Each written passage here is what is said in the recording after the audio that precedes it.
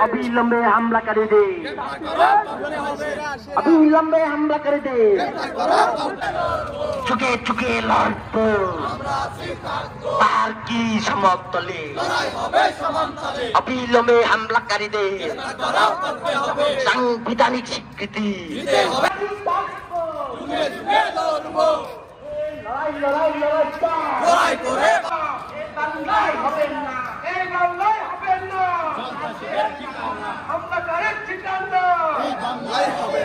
संवैधानिक स्वीकृति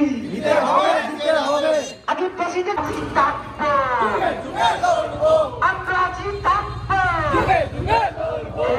लड़ाई लड़ाई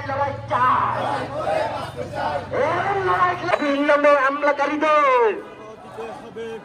अविलंबे हमला कर दो, আমার স্বীকৃতি আমার স্বীকৃতি লড়াই চাই লড়াই লড়াই লড়াই চাই চলো রে চলো চলো চলো ঐক্যবদ্ধের ঠিকানা ঐক্যবদ্ধের রাস্তা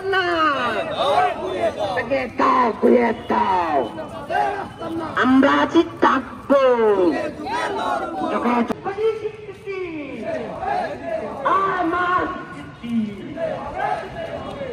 অধিকার নিশ্চিতের যে বাংলাদেশের লক্ষ্যে যে বিভিন্নভাবে সেই অগ্রযাত্রাকে সেই বৈষম্যহীন বাংলা সেটাকে ভুলণ্ঠিত করার ষড়যন্ত্র করা হচ্ছে।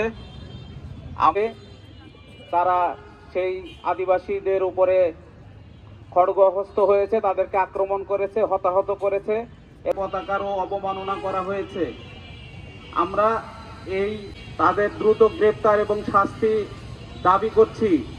1971 সালের মুক্তিযুদ্ধের পরবর্তীকালে যেভাবে আদিবাসীদের বলা হয়েছিল যে তোমরা বাঙালি হয়ে যাও, এই ভূখণ্ডের সব মানুষ বাঙালি না, এখানে বাঙালি অবাঙালি আদিবাসী সহ নানা জনগোষ্ঠীর তার বাংলাদেশ গড়ে উঠুক, এটাই ছিল 24-এর চেতনা। সেই চেতনা গ্রেপ্তার করে তাদের শাস্তি দেওয়া হোক এই দাবি জানাচ্ছি।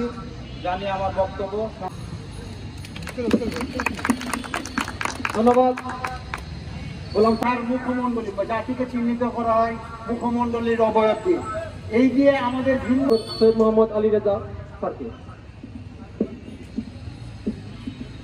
আমাদেরকে আবার দাঁড়াতে হচ্ছে, আবার মিটিং করতে হচ্ছে। কিছুদিন আগে একটা বড় ধরনের,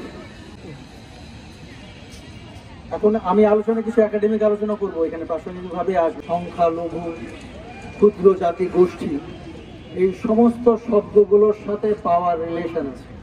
এই প্রত্যেকটা শব্দই হচ্ছে রাজনৈতিক, এবং রাজনৈতিক এই শব্দগুলোর সাথে অর্থনীতি যুক্ত থাকে। ফলে এই আদিবাসী হিসাবে কাকে স্বীকৃতি দেওয়া হবে বা ক্ষুদ্র জাতিসত্তা হিসাবে বা সংখ্যালঘু হিসাবে কাকে চিহ্নিত করা হচ্ছে, সেটা কিন্তু রাজনৈতিক সিদ্ধান্ত, আমাদেরকে মাথায় রাখতে হবে।